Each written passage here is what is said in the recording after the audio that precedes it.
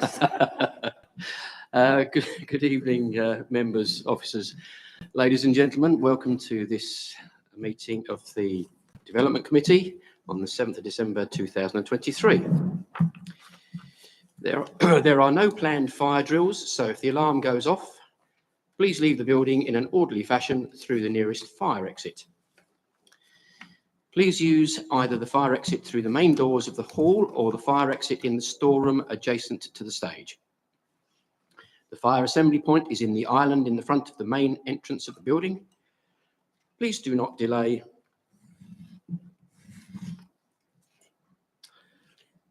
Sorry about that. Please do not delay your evacuation to collect any belongings.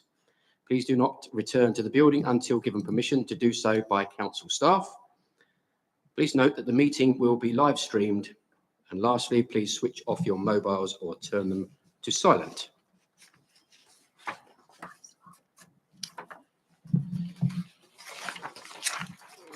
Okay, members of the public, while you can, of course, film or take photographs during this meeting, this should be done without disrupting the meeting and can only be done from a designated area in the public seating. Can I please therefore ask you to raise your hand clearly in the air if you wish to take photographs or film this evening? I see no hands, so thank you. Your voice will only be captured on the live stream when your microphone. Remember to switch on your microphone when you are invited to speak. Switch off again when not speaking. Members, voting will be done on a show of hands in line with the Constitution. I will ask for a show of hands for and then against recommendations, and will also ask for a show of hands for those wishing to abstain from the vote. Apologies for absence. We have received apologies for absence from Councillor Myers, Councillor Knight, Councillor Stanley and Councillor Lawman. Councillor Williams is substituting for Councillor Myers. Agenda item 3, non-members attending. We have two. We have Councillor Wootton and Councillor Lambourne and Councillor Cripps. Sorry, you have 3. Minutes of the meeting held on the 23rd of November 2023. Are the minutes agreed, members? Councillor Wilson. Thank you, Chairman. Could I just propose 2 very slight amendments on page 3? The paragraph that starts, Councillor Hoy moved a motion, and it says that it's plastic recycled rubber particles. Similarly, on where the resolution was made, it's the same thing. So it should read plastic, recycled rubber particles. Okay, members, with the inclusion of those small variances, are we agreed? Thank you. Okay, declarations of interest, members. Do we have, yes, Councillor Mrs. Shaw. Just to declare that I'm an Essex County Councillor as well as an RDC. Thank you. Okay, anyone else? I have 2 items where I have to declare an interest. The first one is on the item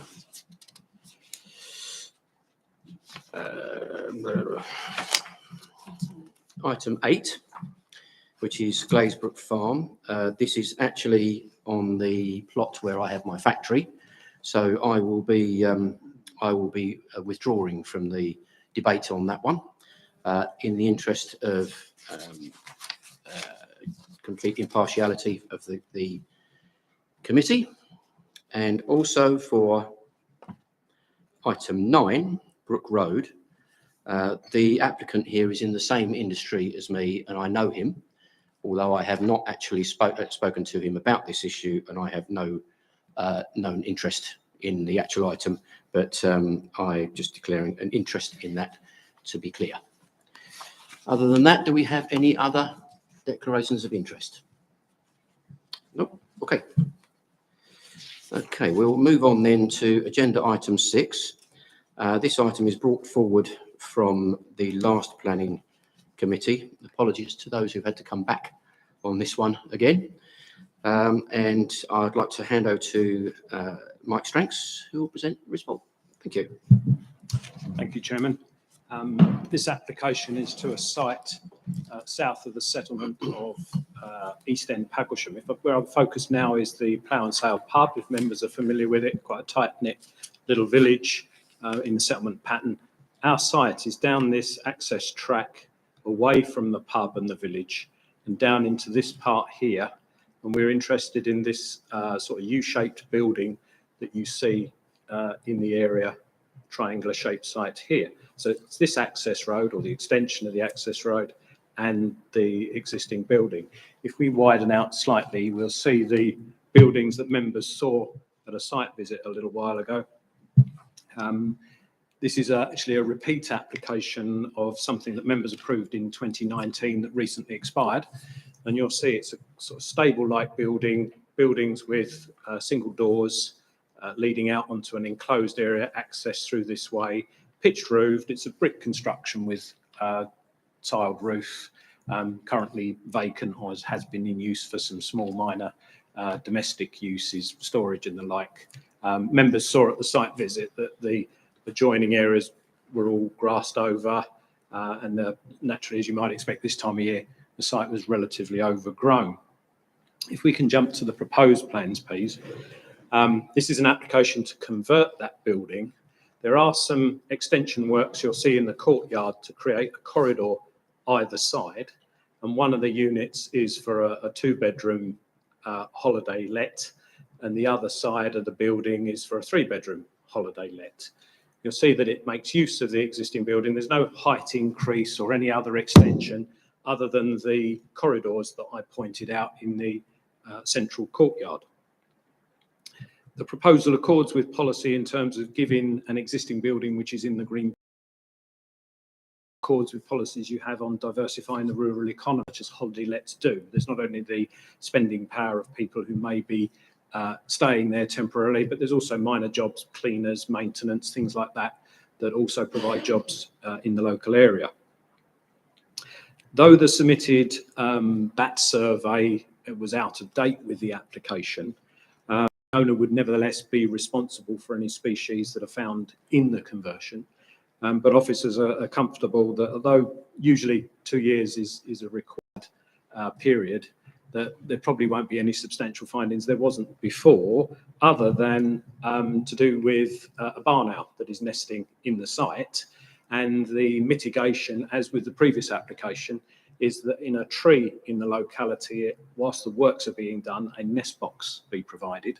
And then in the loft area, there is a proper nest box installation in the roof. So the ecologists previously were happy with that. In flood risk terms, the area is in flood zone 3, and you'll see from the report the details that in event of a breach of the seawall, something like a Poseidon or an earthquake, something like that, that would crack the seawall open, the area would be inundated. I explain it that way because what usually happens when you have high tides, you get warning. The weather conditions conspire such that the pressure over the sea causes tides to be held back or whatever in a certain way, so that when the moon rotates and they come back in, they're doubly high. That causes overtopping and sometimes washing out of the back of the wall and then the fracture. That's what tends to happen. So in those circumstances, people living in these areas, if they're signed up to it, get warned by the Environment Agency that it's best they evacuate or retreat to a high area in the building. So they get a warning, and that's how this application turns. If these were dwellings where somebody was going to live, they'd be too vulnerable because that's their home. But when they're a holiday let, the people in the let can be warned, bring their holiday to a premature end, and leave and go home wherever that is. So because that vulnerability is less, you'll see in the recommendation that although the Environment Agency held a holding objection to this, which is sometimes neither one thing nor the other, back in 2019, they didn't object. They felt that the sea defences and the managed retreat that they follow was adequate. But you'll see in response to this more recent application, they've suggested that there's a holding response. But it seemed to turn to officers on the basis of whether the council's emergency planning officer would allow the evacuation. Members will know what happens in event of these things. Perhaps a sports centre or somewhere is opened and kitted out for 48 hours or so until the risk abates, and then people go about their daily lives. Well, in this case, it's anticipated that a holiday dweller wouldn't need accommodation as such. They would go back home, because this would not be where they live. So on that basis, Chairman, the recommendation as previously is approval, subject to the conditions set out in the report. Thank you. There is one public speaker for this item. The speaker is Mr. Slater, who is speaking in support of the application. Mr. Slater, please take your place at the microphone. You will have 5 minutes. I'll give you a warning when we come to 1 minute towards the end. Thank you. Councillors and officers, as Mr. Stranks has pointed out, we're seeking an alternative use for this building in Pagrisham. It's a building that my wife and I have owned for 25 years. It's had almost continuous up until 2019, just COVID. It is substantially built of pantile roof. Over the years, we have rebuilt the roofs, some of the roof timbers, and reused all of the original concrete pantiles, the clay pantiles. Our whole aim has been to conserve the building and not change them in any great form, which of course this application, as you can see there isn't any material change other than the internal corridors to access the various rooms. We appreciate the rural nature of the site, having lived in Pagrisham. We see visitors coming to enjoy the birds and the SSI riverbank along the Roach, and of course Wallasey Island, which is increasingly a draw for people coming to study and look at the bird life. And to my knowledge, there really isn't anywhere where you could offer accommodation to people in that situation. The track and roadway, as we've discussed, is to be permeable. It'll be a grasscrete surface. I know one of the councillors raised this point, and I think that was the reason that it was called in. There were concerns over that. We don't want massive tarmac. We don't want to change things. We see it very much as appreciating the rural nature of Pagrisham, the bird life, the owls. We're putting up owl boxes. So it's not going to be a party destination, put it that way. It is for people that appreciate Pagrisham and love Pagrisham as we do, and to give those people the opportunity to come along and stay. Thank you. Thank you. If you'd like to return to your seat, thank you very much for that. So are there any visiting members? I believe Councillor Wootton, you wish to speak. Would you like to come to the microphone, please? Thank you. As you know, 5 minutes, and I'll let you know when it comes to 1 minute. Thank you.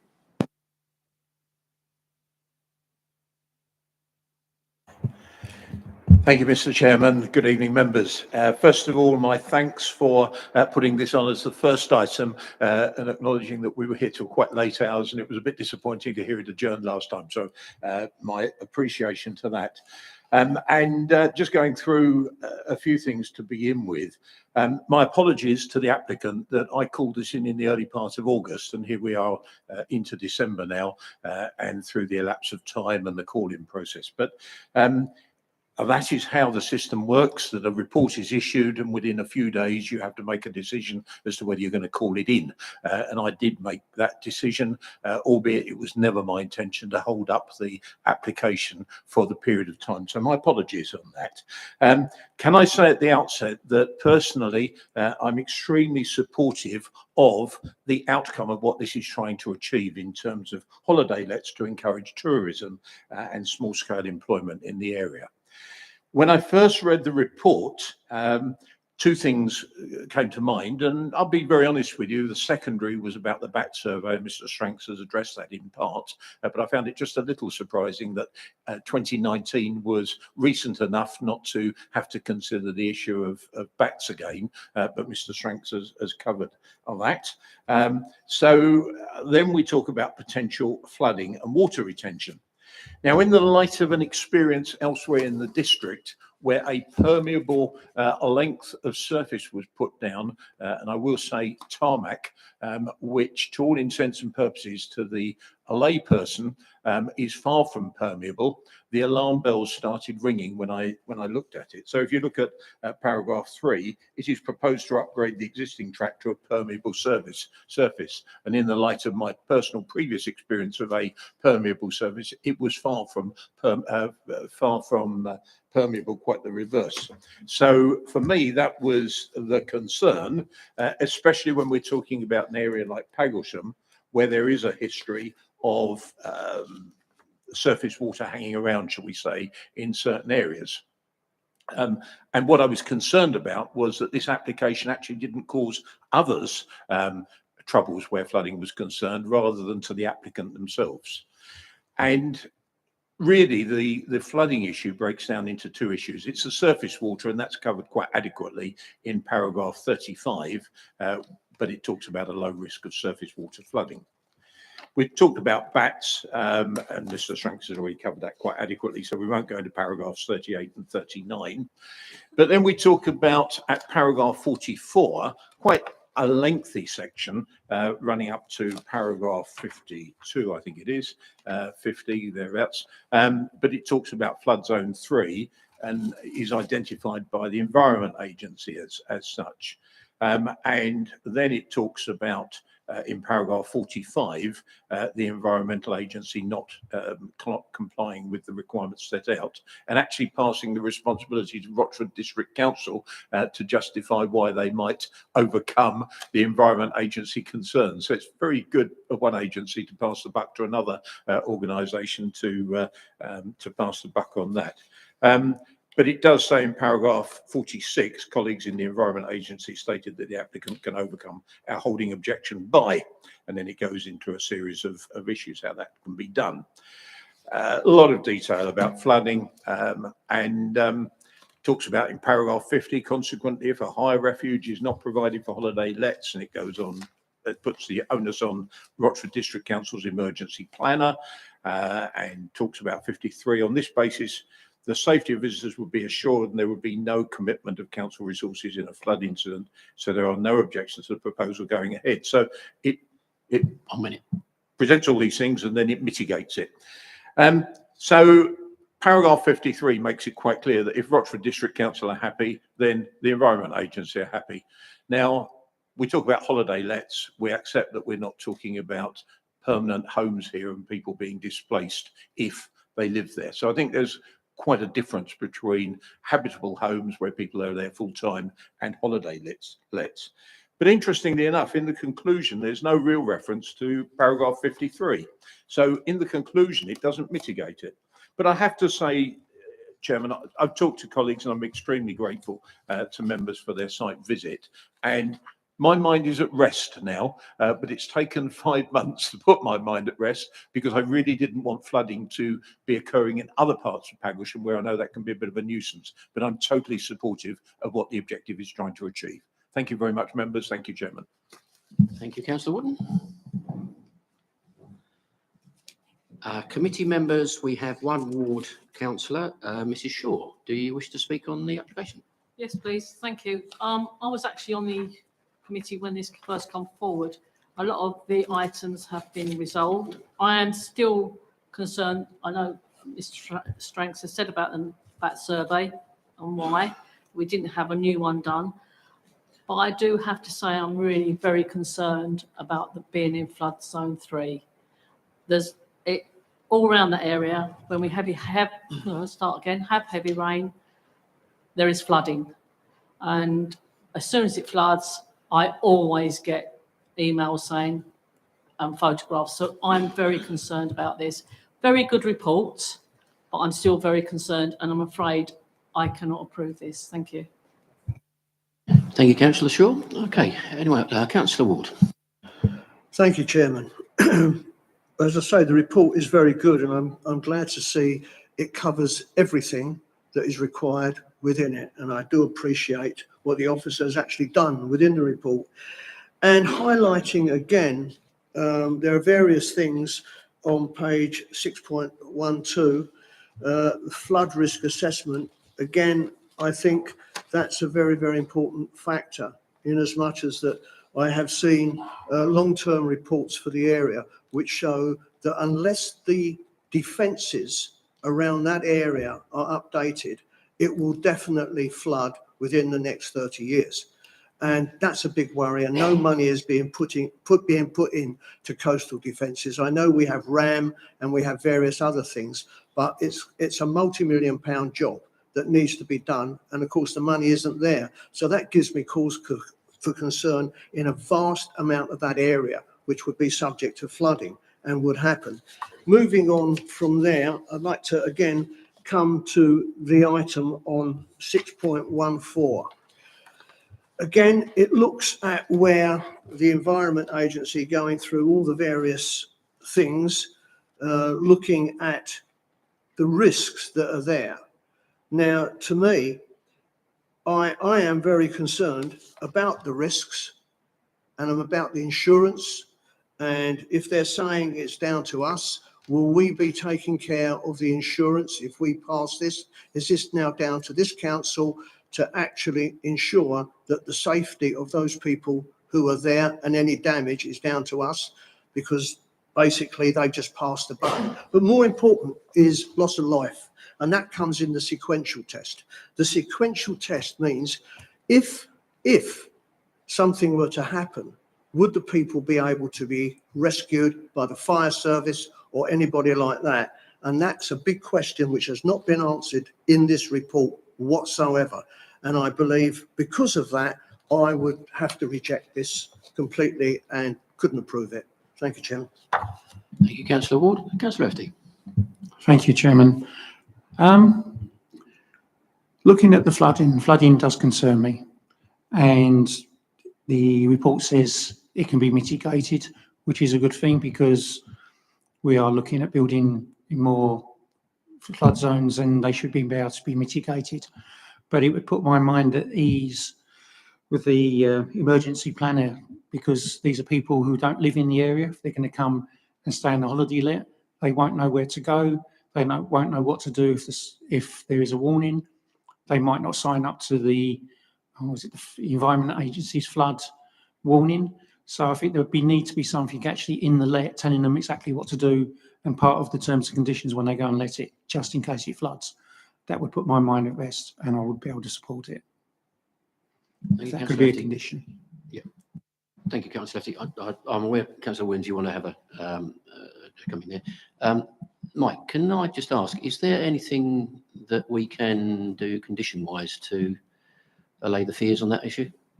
Yes, Chairman. Condition 11 is a new condition in comparison to the old consent. All the other conditions that are on there are the ones that were put on in 2019. But as a result of the slight change in the agency's advice, condition 11 is introduced. And you'll see that it requires the owners of the holiday lets, hereby approved, shall ensure that visitors receive Environment Agency flood warnings. How that works is that there's like a sticker or a label laminated in each unit, maybe in more than one place. Then in the event of a warning, you shall do this or whatever, ring this number. For the owners, they have their phone numbers lodged with the Environment Agency. So when there's the slightest hint of there being an issue, you get woken up at all times of day to hear the message. So the way it would work is that the owner responsible for the unit would get the message. through, I mentioned that it may be some local staff, or housekeeper or something, they would perhaps be alerted as well. And between them, the tenants would be advised that there's going to be, or the risk of, a flood, and that they should react accordingly. So it's not for the tenants to necessarily come maybe from outside the district and then log on the app and be warned. It's for the management of the facility to let the people tenanted there or on holiday there know. So usually they'll say there's something visual in the unit itself, and then the people running it, they're the people who would pass the message on, who would be the recipients of the warning. Okay, thank you. Yeah, do you want to come back, Councillor Fee? Yeah. I don't quite see how that will work, because I know how the flood warnings work. They phone you at home and tell you to go to high ground. So if this happens at 2 o'clock in the morning, it needs is, as you say, the cleaner or the owners to miss it. And they're very vulnerable on the coast. And does it have a landline? Would it have a landline there? Or will they be looking at mobiles? It could fall down quite easily. I'd like that strengthened a little bit if we can. Chairman, we could ask for specific details to be agreed, such as landline that's been suggested, what extent of notification, how many people would be expected. We could have like a management plan detail that we could put into condition 11 to give more scope of the kind of level of things that we see. But if you take in some of these like holiday camp caravan parks all over the southern region or whatever, they're all got, sometimes they've got people on site, but not everybody. If you go to a small one that's perhaps like 5 or 6 caravans somewhere, the owners, they're obligated to be in attendance. It's like a 24-hour thing because the weather doesn't work, office hours. So it works elsewhere in the nation. But if members think it satisfies the test of reasonableness, I'm not going to row back too hard against that if it makes a difference and gives members that comfort. But you might be going extra to what is usually required. Can I ask there then, would you be happy to take what has been suggested here as you actually come up with just something to firm up the conditions, or would you be happier if we had a vote on specifics? No, I think I can add to it. As your advisor, I have to say that you're probably going a bit far, just so that you know that before you make your decisions. But it's your decision. If that's what makes a difference to members, the idea of conditions is if it's something that just prevents you from granting consent, but could be dealt with as a condition, then that's why conditions exist, to make the difference between something being unacceptable and acceptable subject to these conditions. So if you want condition 11 improved with details of the warning system and the measures, I can word that into that condition 11 for the purposes of the decision notice. Colleagues have already, like we did last time, written it out. I think I can.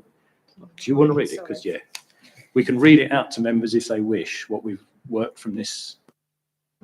So just in addition to condition 11, just to finish it off, details of an emergency flood plan shall be submitted to and agreed in writing with the local planning authority and shall be implemented on site and maintained in perpetuity. And then that will give details for us to then agree, which should include more expansive information for us to look at when we're looking to discharge the condition around how those people would be warned. Okay, will members be happy with that? I would be happy with that because people do die from flooding. Very quickly, it comes up on you. Councillor Williams. Thank you, Chairman. If this were to be permanent housing, new permanent housing, I would certainly have serious concerns. There must be thousands of homes around the coastline that could be at risk if we have the wrong weather conditions. I would thoroughly support this and follow officer's recommendation. Something that we need in this area. There's very little holiday accommodation, and this is only holiday lets. So let's get it into perspective. Thank you. Thank you, Councillor Ward. Yeah, thank you very much, Chairman. I do understand everything the members have said about holiday lets and it's temporary and all the rest of it. But the one thing that's missing from this whole report is anything from fire and rescue services. How long would it take them to get to there in the event of a serious issue happening. That's not in this report, and that's what concerns me. Everything, we've got bats, we've got everything in there except that. And that really does worry me. What happens in an emergency? How long will it take fire and rescue to get to anywhere like that to actually assist those people there? My gut feeling on that is that it would affect everyone in that little area there, but I would ask Mr. Stranks if he could come back on that, maybe. Thank you, Chairman. Fire and rescue aren't a consultee on this type of thing, but your emergency planner has been involved. So we would expect him to take account of the risks and the likelihood, because you don't have to have massive depths to be a threat. You know, I think 6 inches of water can knock you off your feet and cause you to be rescued in a boat, you know, that sort of thing. But because the council's emergency planner is happy, you know, the plans and things that they have and the arrangements and the equipment and the emergency services, etc., would allow people to be rescued if they need, then he's happy that in the plan that he has for Paglesham, annexing this property to that plan is not such a problem that he would object. So it's because he's content with the proposal as to not undermine or cause significant added risk. There's always a risk, which is why he's recommending approval and why the Environment Agency are saying, well, look, if the emergency planner, council's own emergency guy is happy, then they could sort of live with it. Councillor Ward. Thank you, Chairman. I'm finding this extremely frustrating, to be quite honest with you. I really am. Insurance. I take it that the owner of the let will be totally responsible for the insurance. I know it's not a planning issue at all. I do recognise that, but I'm looking at safety. I'm looking at so many different things which I believe we should be looking at. Are we taking responsibility, or is the owner taking responsibility? And I would assume that the owner has to furnish the insurance in a floodplain as far as this is concerned. So that would be part of his duty to be able to do that. But if it's coming back on us, because basically the report says, the Environment Agency says, we're not happy with anything, but if the planning authority is happy with it, so are we. That's what they're basically saying. I'm not particularly happy with that at all, I have to say. Thank you, Councillor Ward. I think there are occasions when we just have to accept that planning, substantial planning issues aren't covered by some of the things that we are actually concerned about. There are things that we would have to take outside of the committee to ensure that various things are in place. I hear where you're coming from, but I think that the issue is more a case of, yes, you are concerned. I hear your concerns. We've all probably got the same concerns, but it's not something that is material to the decision that we've got to make today. Councillor Constable. Thank you, Mr. Chairman. I think the committee have got to bear in mind that this is a resubmission of an application that has already been approved. And if it gets turned down, I think we will be on a sticky wicket on an appeal. As regards flooding in the area, there is a little bit of surface flooding, and I know the pub down the road has a problem with the flooding. But if there was a major flood in that area, the whole of Paglesham is in a lot of trouble. And there's a lot of small bungalows there, and they're all of a similar levels. So if there was a 53 type situation there, not only would Paglesham go, I think most of the villages in the area we would have big problems with. So that's a problem which the local parish councils and everybody else has got in order. So looking at that and the conditions that's been put in by the officers, I have no problem in recommending that, and I would therefore put forward that this application is approved. Thank you, Councillor Constable. I'd just like to add, before we move to your, we'll go for a seconder in a minute. I just want to actually make a point. When we had the site visit previously, and I know there was concern from residents there, when we went to the site, the applicant did actually confirm that he's bringing the gate further down the drive, so as people waiting to come onto the property will not be leaving their engines ticking over by someone's bedroom who's in the locality there. Can I just confirm that that is still part of this application? Chairman, condition 17 of the recommendation covers that, as it did actually on the earlier application. So we're seeking the submission of details to reposition the gate and the access track. So the applicant will do a revised plan, submit that for officers to clear. If we're unhappy with that, then we'll ask him to rethink. If we're happy with that, then we can approve it under the terms of that condition. So it is covered, Chair, by condition 17. Thank you very much. Okay, so Councillor Williams. I was just going to ask that. So, okay, we have a motion to approve with Councillor Constable, seconded by Councillor Williams. Those in favour, would you please indicate? Can I just ask as well, is that also in relation to that amended condition 11 as well? Yes. Yes. Sorry, that would be including that. Yeah. Those in favour, please indicate.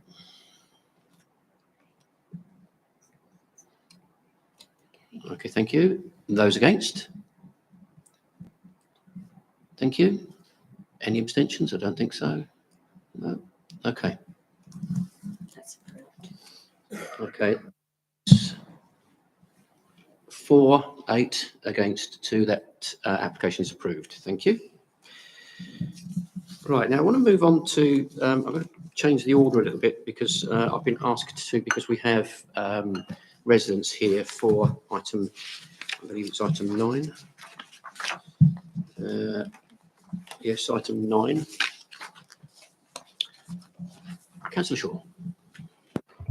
After seeing all the emails we've had, the odd emails that we was required to have a site visit and it didn't happen, and I'm not pointing a finger or at anyone, can we actually defer this item until we get a site visit, please? Are you suggesting that as a motion? I am. Okay, do I have a seconder? Councillor Ward. Okay, those in favour of deferring for a site visit, please indicate if you're in favour. Item It's 9. item 9, Brook Road. Oh, sorry.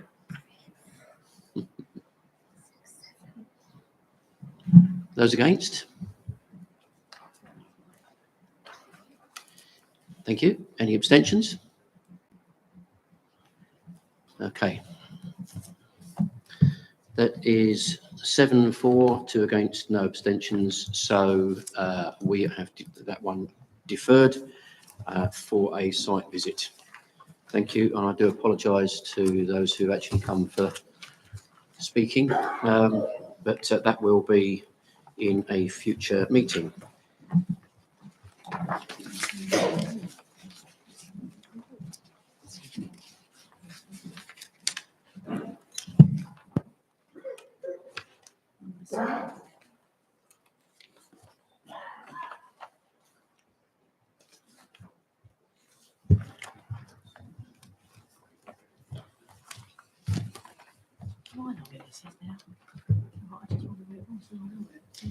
Okay, so we move on to item 7 then, which is 23/00862/428 Chestnut Close, Hockley. Claire Buckley will present the report. Thank you, Claire. So this application is for an extension to an existing dwelling and other minor works. It is before members for consideration, as the applicant is a relation of a member of staff at Watford District Council. As you can see from the location plan, the site is located within the residential area of Hockley, surrounded by other dwellings. The property is located on Chestnut Close, located here. The site comprises of a semi-detached bungalow with dormers. The proposal is for a single-storey flat roof rear extension of the property with roof lights. So that's a single-storey element here. Those are the roof lights. Roof lights, the existing western elevation here of the protruded gable end to the rear of the property. The creation of an additional side entrance to the eastern side of the dwelling and a new window to the eastern elevation. So as you can see here, the extension will provide for a larger open plan lounge kitchen diner. As you can see from the proposed elevation plans, the proposed extension would protrude from the current existing rear building line by 3 metres. So as you can see in that location there, that's where the extension would be. The design of the extension would be flat roofed using cream render and white UPVC windows and doors. So the key material planning considerations are impact on the character of the area, residential amenity, garden size, parking, ecology and trees.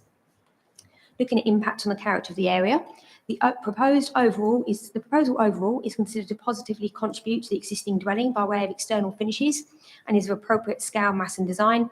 I would not give rise to a detrimental impact on the character of the application site, nor would it be detrimental to the appearance of the street scene. Looking at residential amenity, overall, it is not considered that the extension would have an adverse impact on the occupiers of neighbouring properties in terms of overshadowing, overlooking or any loss of privacy. On garden size, sufficient garden area would remain with the proposal in place in accordance with SPD 2. And in parking, the proposed extension would be to the rear of the property and would therefore not result in any changes to the parking provision at the property.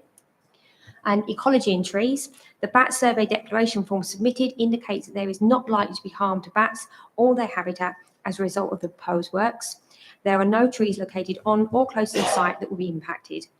This application is recommended for approval, subject to the conditions outlined in the officer's report. Thank you, Claire.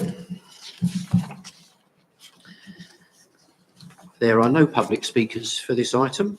The ward members, Councillor Belton, Councillor Carter and Councillor Constable. Councillor Constable, you're the only ward member here. Would you like to speak on the item?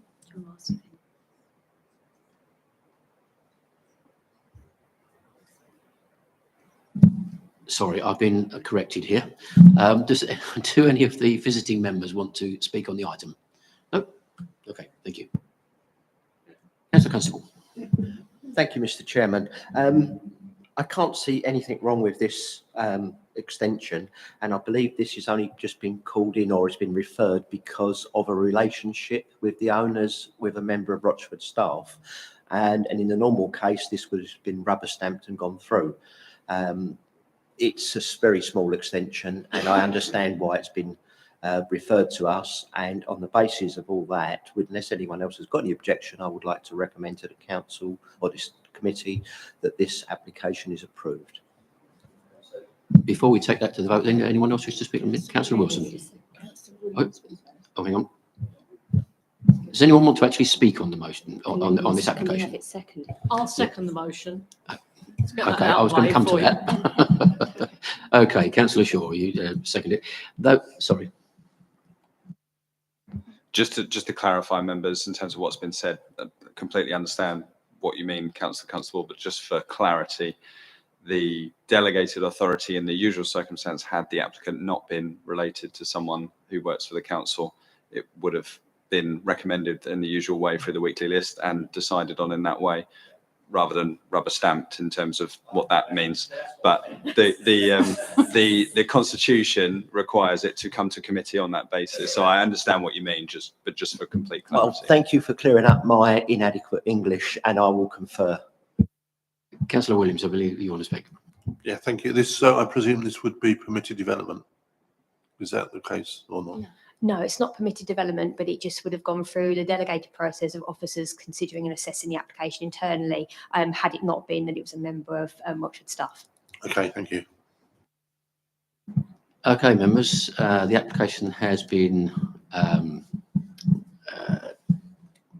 put forward and seconded. So in that case, the recommendation is to approve the application subject to the conditions set out on pages 7.1 to 7.2 of the report.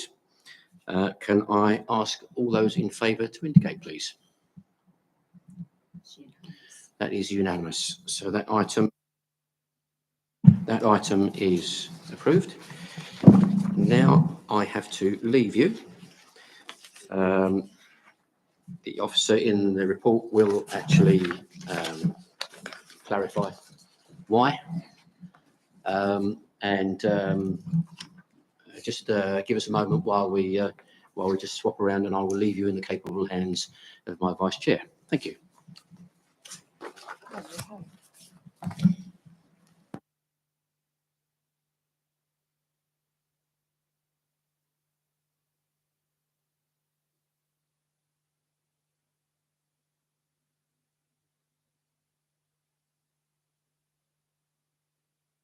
Chairman, would you need a vice chairman for this item? No, the vice chairman will automatically. Um, Oh, so Does the committee feel we need a vice chair for this item? Okay, I have asked for a vice chair in the past when I've been without one, because we've had some pretty intense applications at the time, but I think that you should be able to cope with this one, okay?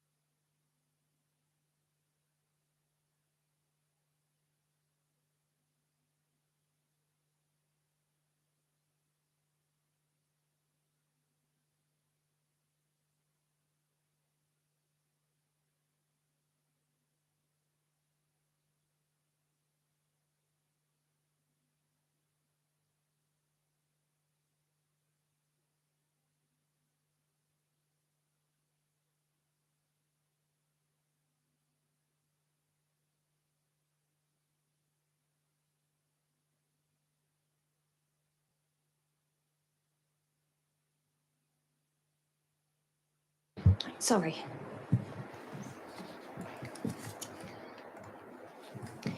So this application is a full, sorry. Thank you, members, for that very short interlude. Okay, we're moving on to agenda item number 8, which is 23/000448 full, which is the workshop at Glazebrook Farm, Canuden Road, Ashenden, for which our chair has retired from this agenda item. And Claire will now present the officer's report for us. Thank you. Thank you. Apologies. This application is a full planning application to demolish the existing buildings on the land and sever the land and erect 3 detached 6-bedroom dwellings with associated access, car parking, bin and cycle storage. As you can see from the location plan, the site is Glazebrook Farm, located on Canuden Road in Ashenden. It is surrounded by open land, with Canuden Road to its northern boundary, and is located within the Greenbelt. There is a dwelling to the south, Glazebrook Farmhouse, which shares the same access as the application site. So that's just down here, and the access comes down this side here. The site is in commercial use with mostly storage in operation, but also a joinery workshop. This item is brought before the committee in the interest of openness and transparency because the chairman of the development committee is employed and has premises on the application site.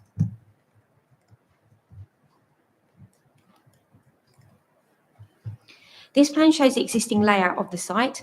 As you can see here, there are 6 buildings. So on this side here, we've got 1, 2, 3, 4, 5, 6, there we go, 6 buildings all located on that side here. That's what we have on existing on the site at the moment. They vary in size, and the site also has a large amount of hard standing located within it.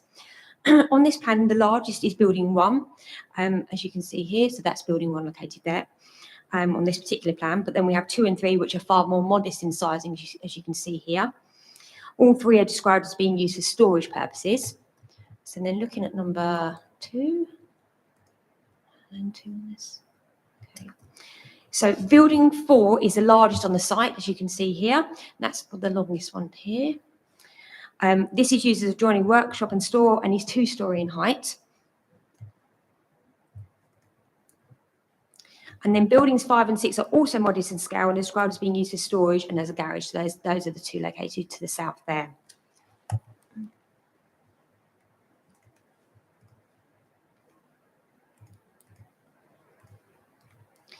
So this is a proposed layout. The proposal is to demolish the 6 buildings and construct 3 detached dwellings, as you can see here. The existing access onto Canuden Road will remain and will be used for the 3 new dwellings, ensuring continued right of access to the farmhouse to the south. So that's this access road coming down here. They would all have their own garden areas and parking spaces along with bin and cycle stores. So you can see the gardens here, and they would all have these parking areas just to the side here. And I'll zoom in just slightly. And you can see these are the bin and cycle stores just to the side of the parking spaces.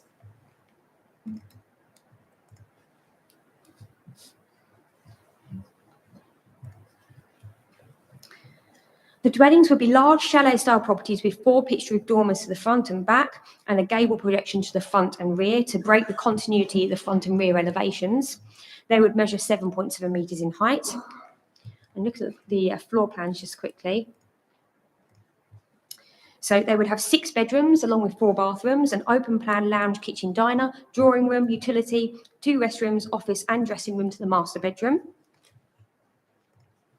So the key material planning considerations are greenbelt, sustainability, layout, scale and appearance, residential amenity, garden sizes, technical housing standards, flooding, drainage, refuse and waste storage, contaminated land, trees, impact on highway safety and ecology.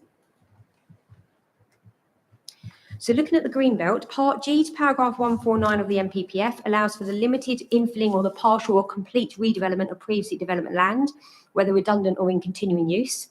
This is the only possible exception that requires consideration here. It is considered that the site does represent previously developed land. However, the proposal is considered to have a greater impact on the openness formed by the 270 metres squared increase in floor space that is proposed above the existing floor space of the buildings currently on the site. It is not considered that the list of very special circumstances outlined by the applicant would outweigh the harm identified. The proposal was therefore considered to represent inappropriate development and is recommended for refusal on greenbelt grounds. Looking at sustainability, the proposal is considered to represent sustainable development due to its location close to Ashenden Primary School and Ashenden Road with good transport connections to nearby towns. Layout, scale and appearance. It is considered that the design of proposed dwelling houses are in keeping with the local vernacular. The design and appearance is overall considered to be acceptable here. On residential amenity, the nearest dwelling is approximately 85 metres away to the south. The proposal would not be considered to have a detrimental impact on this property. The siting of the dwellings and the lack of fenestration to side elevations would ensure that there would be no detrimental impact between the proposed dwellings. On garden sizes, the proposed dwellings provide well in excess of the 100 metre squared criteria within SPD2.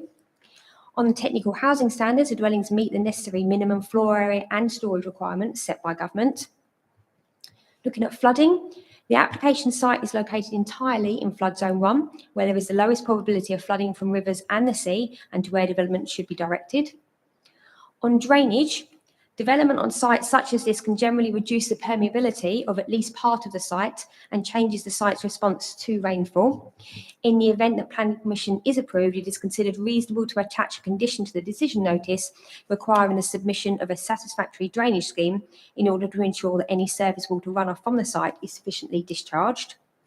On refuse and waste storage, there is sufficient space within the applicant's curtilage to accommodate the refuse bins. Bin storage is shown on the layout plans provided. On contaminated land, due to the sensitive nature of the proposed development, it is considered that the application should have been accompanied with a contaminated land report to ascertain the likelihood of any contaminants being present. This represents a further recommended reason for refusal here. On trees, there are mature trees located on boundaries of the application site. Furthermore, there is a small copse of trees immediately to the south of the application and numerous trees located to the east. An arboricultural impact assessment has not been submitted, so there is not sufficient information to determine whether the existing trees will be impacted or if any works will need to be conducted on the existing trees. This represents a further recommended reason for refusal here. On highway safety, County Highways raised no objection to the proposal, subject to conditions. Each dwelling would provide 2 driveway parking spaces in accordance with the parking standards criteria, along with a bike store. And finally, on ecology, as there is suitable habitat on the site to support protected species, a phase 1 ecological survey of the site would be required as a minimum to establish the presence or absence of protected species and to ensure that appropriate mitigation could be secured if necessary to ensure that no harm will be caused to protected species as a result of the development. No ecological survey of this particular site has been provided, and therefore it cannot be determined whether there is the presence of protected species on the site. This represents a further recommended reason for refusal here. With regards to off-site ecology, the applicant has paid the financial contribution to mitigate harm to the coastal European designated sites. The recommendation is that planning permission be refused for the 4 reasons outlined in the officer's recommendation, but also summarised as follows. Number 1, lack of an arboricultural impact assessment. Number 2, lack of an ecological survey. Number 3, lack of a contaminated land report. And number 4, inappropriate development in the Greenbelt. Thank you. Oh, thank you, Claire. So, there are no public speakers for this item. I'll get this right. Ward member, Councillor Constable, is there any comment you wish to make? Yes. Got the right pair of glasses on. This application is completely out of character for the area. My objections on it are a couple, mainly overdevelopment. Also, I'd like to add to the conditions that the officers have recommended against it is the loss of employment in the area. Also, I think it was mentioned that the track leading past the houses also leads to the farm. I have great concerns for safety there. With tractors going past the houses, if there's children that play out there or run out in that situation with a tractor around there, there would be mud, there would be all sorts of problems for a later date. But mainly I would like to add to the conditions the loss of employment in the area, if that's acceptable. I think just coming back on both of those points, the loss of employment will probably be quite difficult for us to put forward, partly because when we're accepting, when we've confirmed it's acceptable within our officer recommendation that there's previously developed land in the Greenbelt, that can be in existing and continuous use at the moment. So the fact that there are existing uses on the site puts us in sort of a difficult position in terms of the Greenbelt argument, because we, in our officer's report, we are accepting that it can be considered PDL, previously developed land. So that's probably what I'd comment back on that. With regards to the safety of the roadway, because it's already in existing use where it's got commercial operation there already, I think again we haven't had any objection from County Highways on the usage of that, and the relationship between the dwellings proposed and the existing farm to the rear. So I think again we'd have difficulty in raising any issue with regard to the highway element.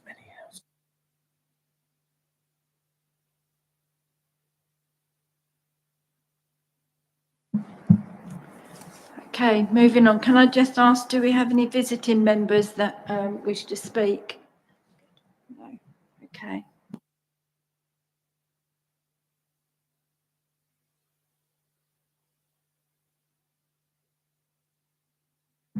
I'm very sorry, sir, you're not down as registered as somebody who has asked to speak at this item.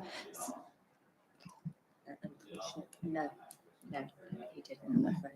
Okay, well, I've not got anything recorded for that, so all I can say to you is that I can't allow you to speak on this agenda item. Thank you.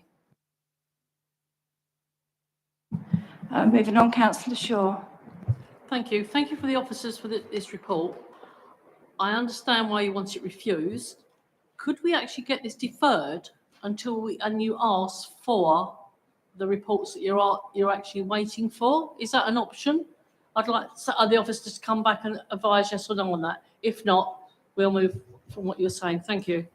Whilst sometimes we do think that's a reasonable approach, if there are other reasons which we think which don't require survey work to be submitted, so we've got the inappropriate development one, we haven't obviously gone back in this case and asked for further work to ask for sort of deferment or ask for an extension of time to consider the application, because we've got this inappropriate development in the Greenbelt reason as well. Thank you for clarifying. Can It's I- right, Yvonne, thank you. Yeah, All right. I was just going to say, it wouldn't be reasonable for us to expect the applicant to go away and do further reports when there's already that inappropriate development reason for refusal on the table. I think what they need to do is revisit the scheme. Yeah. Thank you, Councillor Shaw. Moving on to Councillor Ward. Yeah, thank you very much, Chairman. But I think that the material reasons for refusal are adequate. and I would support the officers as far as this refusal is concerned. Thank you very much, Chairman. Thank you.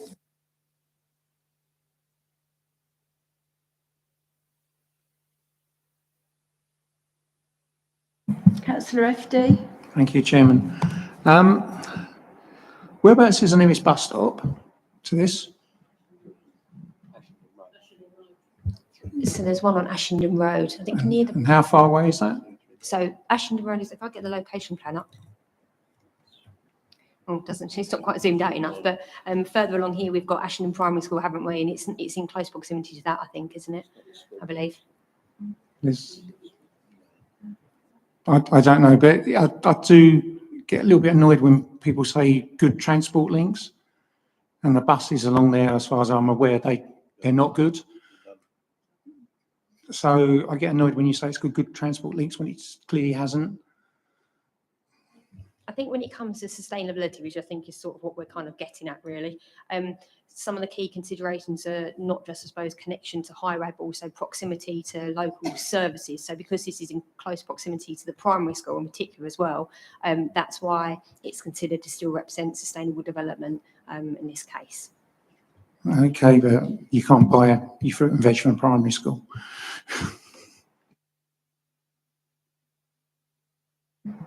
Okay, can I just ask, is there anyone else that wishes to speak before we move on? No? Okay. The recommendation is to refuse the application subject to the conditions set out on pages 8.1 to 8.2 of the report. Can those members in favour please raise their hands?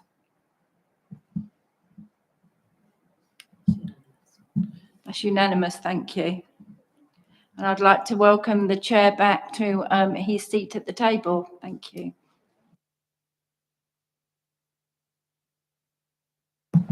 Actually, I'll save the chair a walk. Thank you very much. That is indeed the end of the meeting. Thank you, members. Meeting closed at 8:31.